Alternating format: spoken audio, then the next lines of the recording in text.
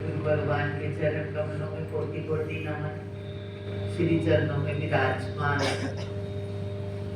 सात संगत जी, आप और हम सब यहाँ पे पिछड़ी हुई आत्मा को श्रद्धांजलि देने के लिए आए हैं। पप्पी जी बहुत ही पवित्र आत्मा, कितने लोग होते हैं, सबको हमारा शास्त्र यही सलाह देता है कि तुम ज्यादा से ज्यादा भजन करो, नाम जप करो, शास्त्र अध्ययन करो, भलाई करो, पूजा करो, पाठ करो, पर सब लोग कर नहीं पाते। बिना उनकी कृपा के भजन भी नहीं होता। भगवान चाहते हैं तो आदमी सात्विक बनता है, सतोगुणी वृत्ति लेता है।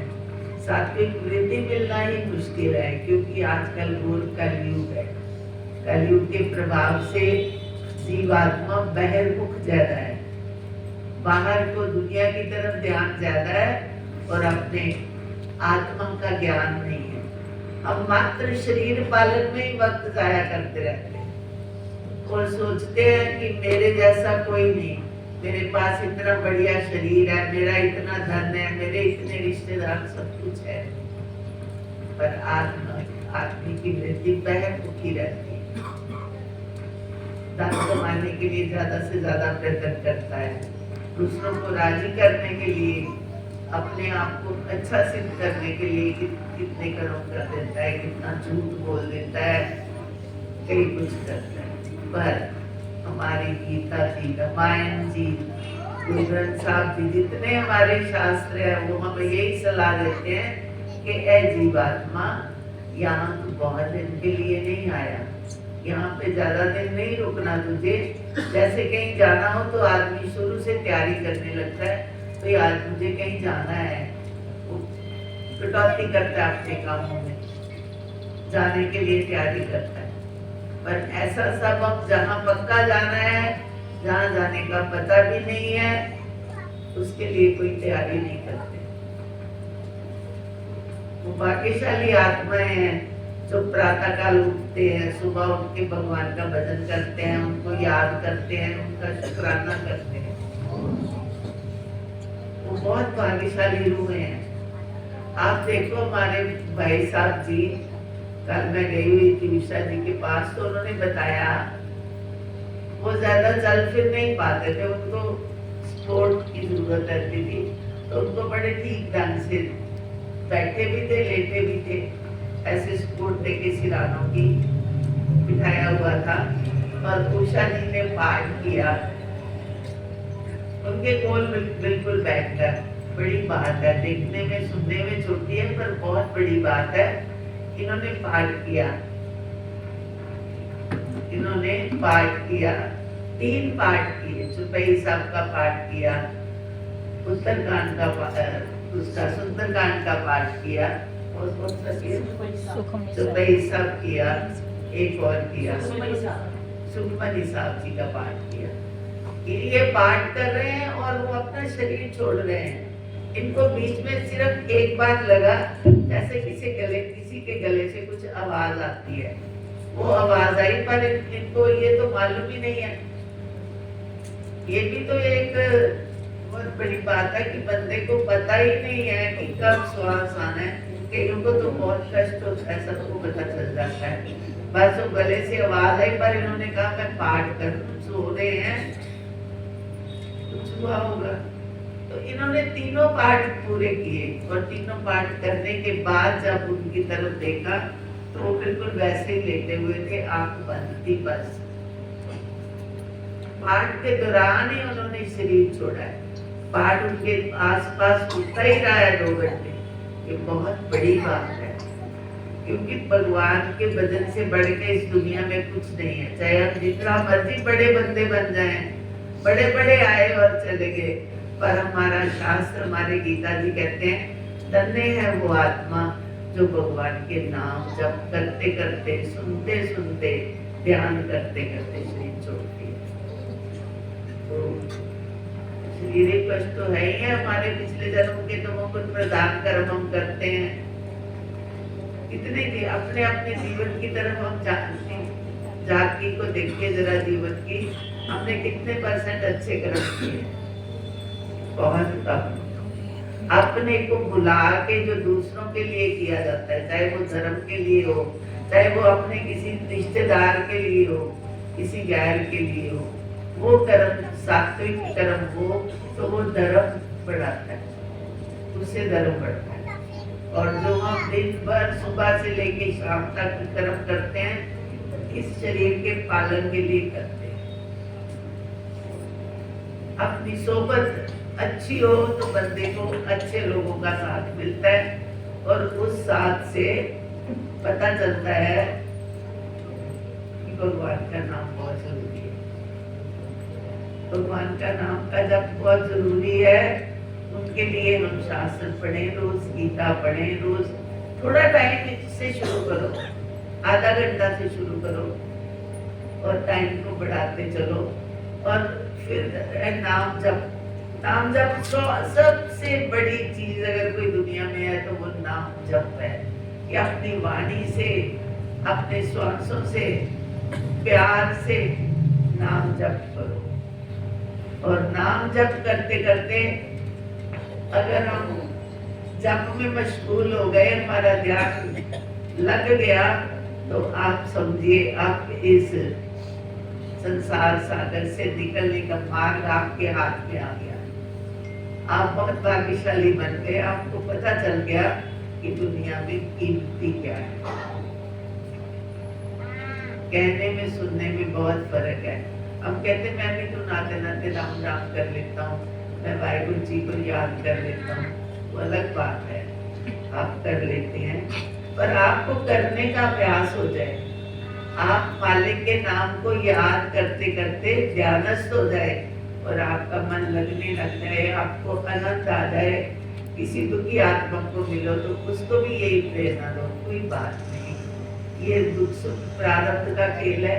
पर हमारा जीवन प्रारब्ध को तो हमें काटना है, जैसी भी है उसको तो काटना है, वक्त को तो काटना है, पर हम कैसे कर रहे हैं, कैसे जी रहे हैं। कभी हमने परमात्मा का शुक्राना किया, कभी हमने उनके लिए कोई शास्त्र अध्ययन किया, घर में कोई पाठ करवाया। अब हम अखंड पाठ करते हैं। अखंड का मतलब इस पाठ को खंडित ही नहीं किया जाता। तो गुरु ग्रंथ साहब जी का 3 दिन चलता है, रामायण जी का 1 दिन पूरा चलता है, उस पाठ को अखंड पाठ कहा जाता है। सिवा पाठ के कुछ नहीं। पर फिर भी क्या होता है, देखने में आता है घर में अखंड पाठ हो रहा है और हम लोग और कामों में बिजी हैं। मेरे को लंगर भी करना है, मेरे को रिश्तेदारों को भी देखना है। वो पाठ भी हम जितने ध्यान से करना चाहिए नहीं करते। ये इस जीवात्मा की कमजोरी है। मतलब जब तक हमें समझ नहीं आती कोई चीज कीमती है, हम उसकी कदर कैसे करेंगे। संत महात्मा आते हैं, महापुरुष आते हैं, कोई अच्छी रूहें हमें मिलती हैं तो वो हमें बताते हैं सबसे कीमती भगवान का नाम है, उनको याद कर लो। और भगवान जी ये भी नहीं कहते सारे काम छोड़ के मेरे को याद करो। आप काम करो जो काम ये दूर कटा, काम करो, काम करते करते नाम जपते रहो, काम करते रहो। हम कितने काम करते हैं, कितनी कंसंट्रेशन से करते हैं, उसमें अगर आप नाम जप रहे हैं और कर रहे हैं कोई अर्थ नहीं है। आपका काम बिगड़ने का नहीं है, बिगड़ेगा नहीं बल्कि बनेगा। जो खाना आप भजन करते करते बनाएंगे वो सबको बहुत अच्छा लगेगा, क्योंकि वो सतोगुण प्रधान हो गया, सात्विक खाना बना। तो असली बात तो ये है कि जो आत्मा सिमरन के दौरान गई वो तो कहो आप सीधी भगवान के चरणों में गई। शरीर का कष्ट तो हमारा पिछले जन्मों का हिसाब भी हो सकता है। पिछले जन्म का कोई कर्म है, उसकी वजह से हम लोग रोग ही रह रहे हैं, शरीर हमें साथ नहीं दे रहा, वो अलग बात है। पर नाम जपते जपते कोई तुम्हारे लिए जप रहा है या तुम खुद जप रहे हो तो दौरान अगर परमात्मा में लेने आ गए, लेके चले गए, तो वो रूह का, मैं तो कहूँगी, मोक्ष ही हो गया। क्योंकि इतने बड़े बड़े पाठ हुए, घंटों पाठ, 2 घंटे लगातार पाठ हुआ, और उसी पीरियड में उन्होंने शरीर छोड़ा। बहुत बड़ी बात है। ये हम सब लोगों के लिए प्रेरणा है कि हम जो नहीं करते उनको तो हम सलाह दें कि तुम पाठ करो, पर खुद अपने आप को, अपने ऊपर ये ड्यूटी लगा लो कि मुझे जब वक्त मिले मुझे पाठ करना, मुझे पाठ पढ़ना है, और पढ़ के करने की प्रेरणा मिलती है। किया तो वाणी से भी जाता है, किया तो प्राणों से भी जाता है, श्वास से भी पाठ किया जाता है, पर पाठ कीमती है, उसके जैसा कुछ नहीं। कितना जोर लगा लीजिए, कितना बड़ा बढ़िया घर बन जाए, कितने लोग रिश्तेदार हमारे को जानने वाले हो जाएं, पर हमारे काम हमारा ही कर्म आएगा। कर्म प्रधान है ये जगत, इस जगत में कर्म ही प्रधान है, उसी का फल अब मिलने को है। ये है कि हम कहते हैं वो इतना गलत बंदा, उसके पास तो बड़े पैसे हैं, वो तो बड़े अच्छे से रह रहा है। भाई वो ये भी एक वो कर्मों की कौड़ी है। इस जन्म में हमने जो किया वो तो किया, पर हम पाठ कर रहे हैं तो भगवान तो वही, दोनों बातें लिखेंगे, दोनों तरफ लिखा जाएगा। इतना समय इसने राम ने दिया और इतना समय इसने पाठ जन्म में दिया, बहुत बड़ी बात। तो हमको ये जो सभाएं की जाती हैं, इसमें हम लोग इकट्ठे होते हैं, ठीक है, हम अफसोस करने के लिए आए हैं, हमें भी दुख है, किसी के फ्रेंड थे, किसी के दोस्त थे, किसी के मित्र थे, पर उनका जाना वाकई बहुत बड़ी बात है। तो इसलिए महापुरुष तो यही सलाह देते हैं, भाई सिमरन जरूर करो। हम अपने घर के कामों के लिए अगर 8-9 घंटे लगे रहते हैं, तो आधा घंटा बैठ के भजन कर लीजिए, कुछ कोई हर्ज नहीं होता। गीता जी पढ़ लीजिए, पंडित जी गीता जी सुना रहे थे, कितना बढ़िया सत्संग कर रहे थे। तो गीता जी है, रामायण जी है, गुरु ग्रंथ साहब जी है, सुखमनी साहब है, ये सब शास्त्र हमारे जो है हमें ये सलाह देते हैं कि अपना टाइम निकालो और निकाल के सुमिरन करो, परमात्मा को याद करो, उसने इतना कुछ हमें दिया है, उसका शुक्राना करो। मालिक तेरा शुक्र है, 100 बार शुक्र है।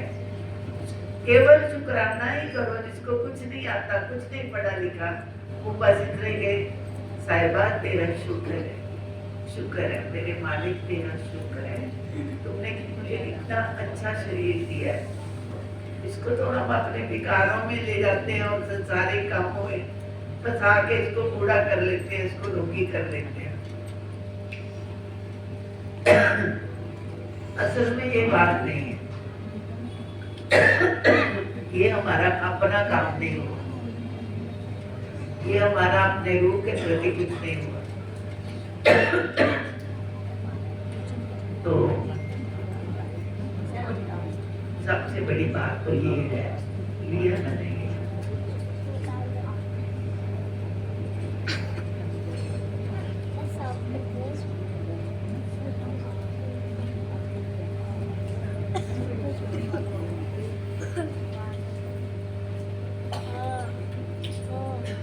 तो भगवान का तो भाई, भगवान को बोलने वाले का जो सात्विक है, जो पवित्र है, जो सात्विक कर्म करता है, भगवान उसको बहुत प्रिय है और भगवान को वो बहुत प्रिय है। कभी भी कुछ जिंदगी में मुश्किल आती है तो हम कहते हैं भाई पाठ करवा लो, पाठ करने से ठीक हो जाएगा। पर मुश्किल ये है कि हम हमेशा के लिए नहीं सोचते कि अगर कभी भी दुख आए करने से वो चीज खत्म हो जाती है, तो मैं क्यों ना रोज ही पाठ करूं, मैं वो काम करूं जिससे मेरी आत्मा को संतुष्टि मिले, शांति मिले। पाठ में इतनी ताकत है कि वो बंदे को संतोष दर देती है। उसको सब्र हो जाता है, संतोष हो जाता है, बाहरी पदार्थों से मन हट जाता है। ये किसी जगह लगता है कि मैं चलो मैंने काम किया है, घर के लिए तो काम सब करते हैं, पर मैंने सिमरन करना है, अब मेरा सिमरन का टाइम निकालना, सत्संग में जाना, अच्छी बात सुनना, ये भी एक पार्ट ऑफ लाइफ है, शरीर का एक हिस्सा है, हमें जरूर ऐसा करना है। तो हम भक्ति जी की आत्मा को भगवान के चरणों में बैठकर ये प्रार्थना करते हैं, भगवान उनको अपने चरणों में रखें, उनको स्थान दें अपने चरण कमलों में, और अपने परिवार, उनका जो परिवार है उनके ऊपर तो बहुत बड़ी मुश्किल आई है भाई, इतना बड़ा नुकसान हुआ है, उनको सहने की शक्ति दे। ये सब कुछ भगवान की आदत है, उनको सहने की शक्ति दे, वो और सिमरन करे और कमाई करे, उनका बेटा, उनका बहू, सारे बच्चे, बहुत बढ़िया बच्चे भी बहुत बढ़िया है, वो भी सिमरन, वो भी परमात्मा का थैंक्स करने के लिए टाइम निकाले कि मालिक तूने हमें बहुत कुछ दिया, बढ़िया घर दिया, बढ़िया सामान दिया, बढ़िया बाप दिया, तो हम तेरा शुक्रिया अदा करते हैं। सरल सी बात है कि जो हमें थोड़ी सी चीज देता है उसको थैंक यू भी कहते हैं। कोई किसी के घर से कोई शगन आता है तो हम वहाँ देने जाते हैं शगन। तो भगवान तो हमें सब कुछ देता है, उसने जीवन दिया, उसने प्राण दिए, उसने दौलतें दी, नेमतें दी, घर दिया, बाहर दिया, उनके लिए हमारे पास वक्त नहीं है। ये हमारी जिंदगी की सबसे बड़ी कमजोरी है। किसी भी आत्मा के जाने से हमें ये सबक सीखना है, भाई वो चले गए हैं, हमको भी जाना है, हमको भी तैयारी करनी है, तो कम से कम मैंने जो नहीं किया वो कर लूं, मैं कर लूं। अब देखो ये एक मोबाइल फोन है, उसको हम दिन भर हाथ में पकड़े रहते हैं, हाथ चाहे थक जाए, बहुत इम्पोर्टेंट किसी का मैसेज ना आ जाए, किसी का मेरे को जरूरी फोन ना आ जाए, इसका हमें डर है। तो मेरा मालिक आ जाए कहीं, कहीं मेरे मालिक को मेरा ख्याल आ जाए, मैं एक बार उनको फोन लगा लूं, उनको आवाज दे लूं, उनको याद कर लूं। ये आसान आसान बातें हैं। हर एक के माता पिता बच्चों को ये समझाते हैं, बेटे थोड़ा पाठ भी किया करो, पर हम करते नहीं। करेगा वो जिसके ऊपर परमात्मा की कृपा हो, कृपा होगी तो वो जरूर करेगा। हमारे शास्त्रों में तो कहीं भी लिखा है कि हरि के नाम से बढ़ के कुछ नहीं है, हरि के सुमिरन से बढ़ के कुछ नहीं है, हरि की याद से बढ़ के कुछ नहीं है। हम याद करें उनको, ये एक सीढ़ी है, और याद का उल्टा है दया। जब हम याद करेंगे तो परमात्मा हमारे ऊपर दया करेंगे। गलतियों, माँ कितने बड़ी हम गलती करते हैं, माँ के पास आके रोना शुरू कर देते हैं, माँ कहती कोई बात नहीं बेटा, आगे से नहीं करना, कोई बात नहीं। तो वो तो इतनी बड़ी माँ है, जग जननी है परमात्मा, कुछ भी कह के याद कर, उनको माता कह लो, पिता कह लो, गुरु कह लो, रब कह लो, जो भी कह लो, उनको याद कर लो। तो इतना विशाल दया का सागर है भगवान, वो एक निगाह मात्र से न जाने कौन से गुण पे दया निधि रीझ जाते हैं, पता नहीं कौन सी बात उनको अच्छी लगती है, वो राजी राजी हो जाते हैं। आप देखिए भगवान राम को जब नदी पार करनी थी, दरिया पार करना था, तो भगवान ने केवट को आवाज लगाई, केवट आया और उसने वो तीनों को बिठाया, राम जी, सीता जी और लक्ष्मण जी, तीनों को बिठाया, ले चला। तो अब केवट जो है वो पिछले जन्म का बड़ा भक्त है, उसको इतना अच्छा लगा कि भगवान मेरी नाव में बैठे, वो नाव के चक्कर ही कटाता जाए। जब किनारा आने लगे फिर वापस ले जाए, फिर घुमाने ले जाए। संध्या काल हो रहा था तो लक्ष्मण जी ने कहा, भैया तू ये क्या कर रहा है? तू जाता है और चक्कर काट के फिर जब पास किनारा आता है फिर ले जाता है। कहता मुझे ये मौका जिंदगी में बार बार नहीं मिलेगा। मेरे ऊपर उसकी कृपा हुई है, मेरी नौका में आप बैठे हैं, ये आपकी बहुत बड़ी मेरे ऊपर कृपा है। तो आप समझ लीजिए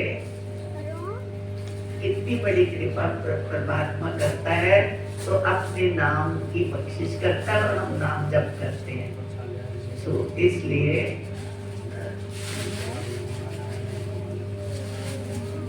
नाम जप करना है, दूसरों का ध्यान भी रखना है, परोपकार भी करना है और अपने जीवन को ऊंचा उठाना है इस जगत के मसलों से। इतना कहकर मैं अपनी वाणी को विराम देती हूँ और हम एक भजन गाएंगे। कंवर जी आप भजन बोलो।